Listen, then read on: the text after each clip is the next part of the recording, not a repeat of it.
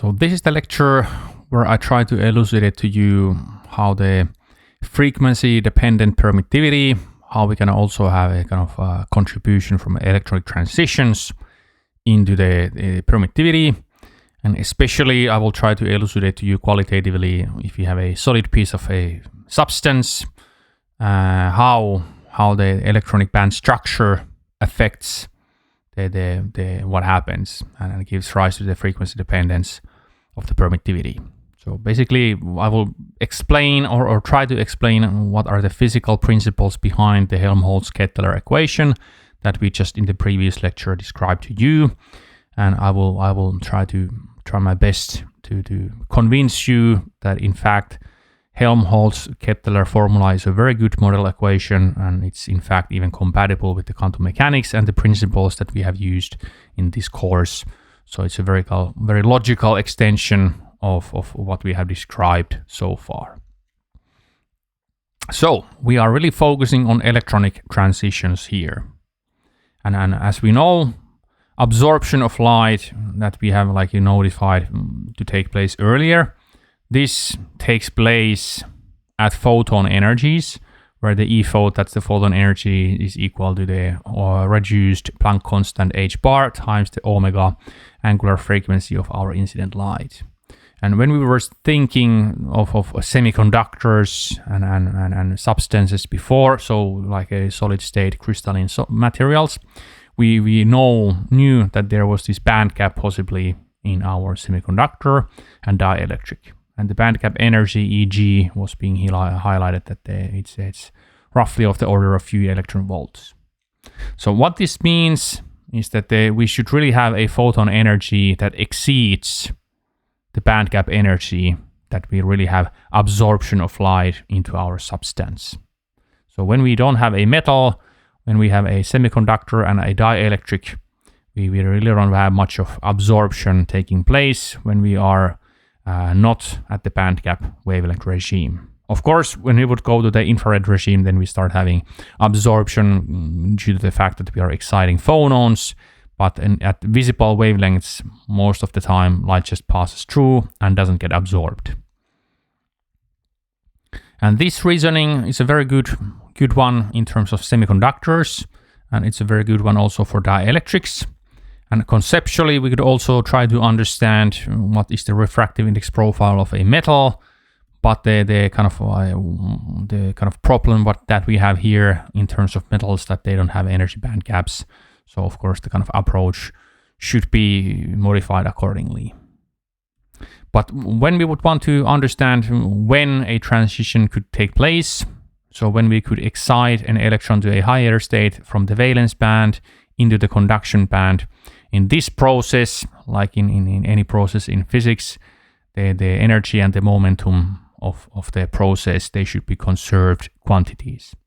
So when a transition takes place, when light is being absorbed or electromagnetic radiation is being absorbed into the substance, the energy and the momentum should be conserved.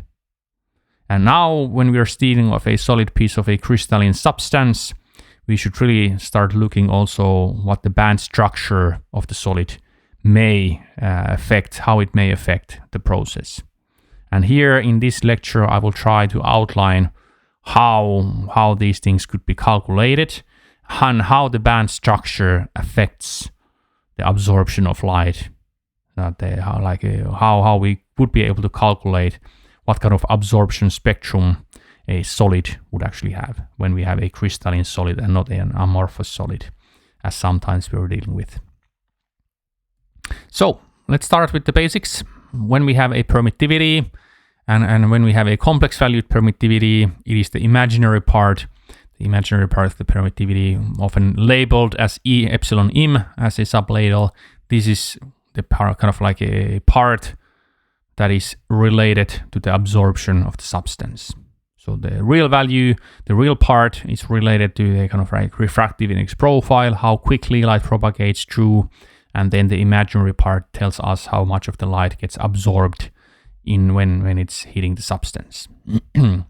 And if you require that the energy in the process is being conserved, then we would really know that if we would sum over the states in the first Brillouin band, so what kind of possible transitions could take place, and in order to estimate what would happen, we should really sum over all possibilities in the first Brillouin band. Then the imaginary part of epsilon, relative permittivity or dielectric constant, maybe that would be the better parameter here to describe, since we don't R sublabel here, so that the imaginary part of the dielectric constant. Then we must sum over of all possibilities. So we perform a sum over states in the first Brillouin zone, and then we should multiply this m squared factor. So m was the oscillator strength that we previously encountered, and then we would have a delta function that would ensure that the energy is being conserved. And now we see that we actually we are summing over the Brillouin band, and we know that the electronic band structure gives rise to the dispersion relations for the conduction band and for the valence band. And here we have the photon energy, so that we should really have a delta function like this. And transition can only take place when energy is being conserved, so that they kind of like they transition from the valence band to the conduction band. The energy difference equals to the incident photons energy.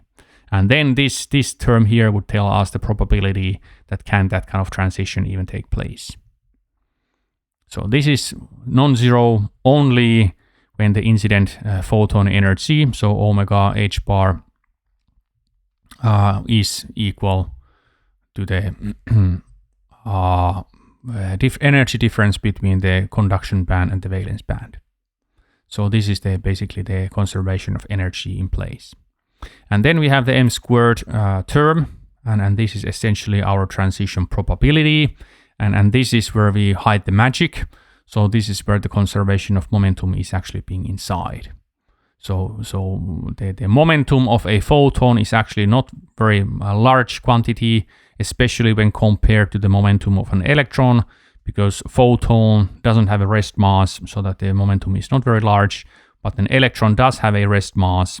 And then when we would be looking into kind of the dispersion relations, we would see that a excitation taking place or being induced by absorption of photon into the substance, that the K values may not change quite much in terms of the electron state at the valence band and the electron state at the conduction band. And of course, please remember that depending on the curvature, then also the effective masses will be changed, and then the effective momentum of the electron state will be affected. So this transition probability m squared term is actually not that trivial to calculate. And that's why we only qualitatively discuss how it could be calculated and what is its physical importance in this lecture. EC is of course the energy value and the conduction band, and essentially that is being affected by the dispersion relation of the conduction band. And then the EV value would be our dispersion relation for the valence band. So this is where the kind of band structure theory kicks in and affects things that can we have a transition? And what we are aiming here, we want to understand what is the imaginary contribution, because once we have the imaginary contribution for the permittivity, we know right away that we can also describe the real part. So what is the kind of total complex valued refractive index profile of the substance?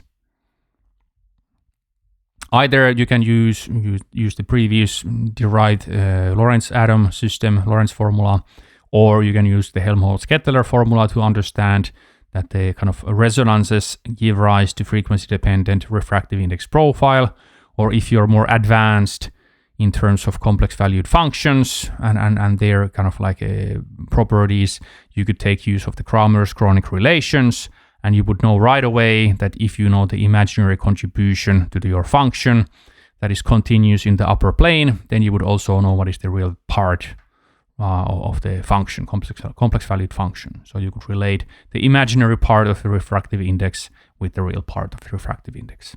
So if you're interested, have a look on the Kramer's chronic relations from Wikipedia and see for yourself that how things could be also calculated, straight on without using any approximations and simplifications, but we could just actually like calculate things if we would know the imaginary part of the permittivity. So, detailed calculation of this m squared term. What is the transition probability? This is really beyond our scope, but at least we can qualitatively understand how this parameter will be affected by the band structure.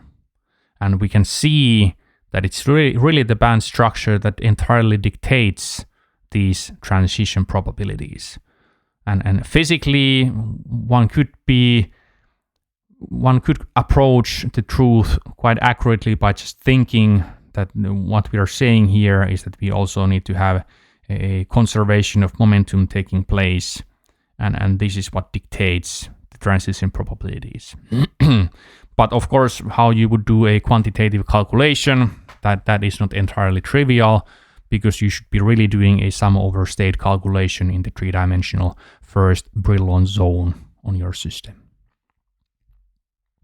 And remember, photon momentum is very small, so negligible compared to the electron momenta, so that the transitions can only occur for specific k values. And at these values, for example, the curvatures of the conduction band and the valence band are similar. Or in essence, that is the case when it can happen.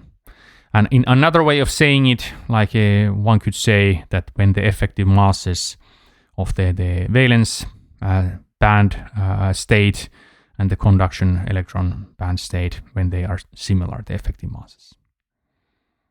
So this is what dictates the kind of transition probability, and I will try to elucidate to you two different scenarios that can give rise to a non-zero, non-negligible absorption profile. I'm just happy that I'm able to say that difficult word without being staggering. Very small. So the first possibility is that when the dispersion relations, so for the conduction band and for the valence band, when they are flat. So when the dispersion relations flatten out, then they will be having the similar curvature, and then very strong absorption takes place. And I have highlighted this scenario with red in this picture.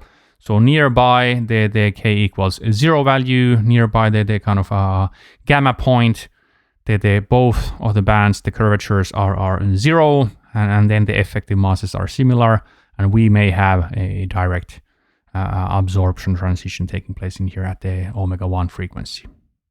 And this is also in terms of semiconductors, when we have a direct band gap semiconductor, this is also the scenario that takes place, and we know that we actually have a easy high transition probability for a photon being absorbed into a direct band gap semiconductor.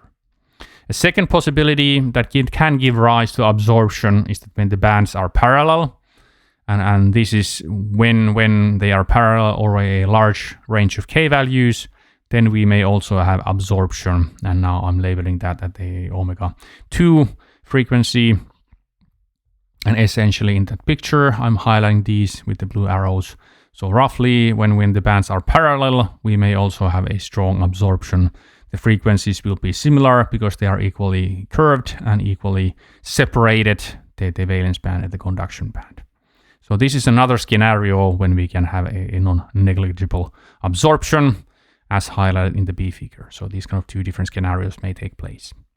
And depending on the kind of real solid, actually things become quite complicated, but at least this would be the approach to calculate things. So we would need to calculate a sum over states in the first Brillouin zone.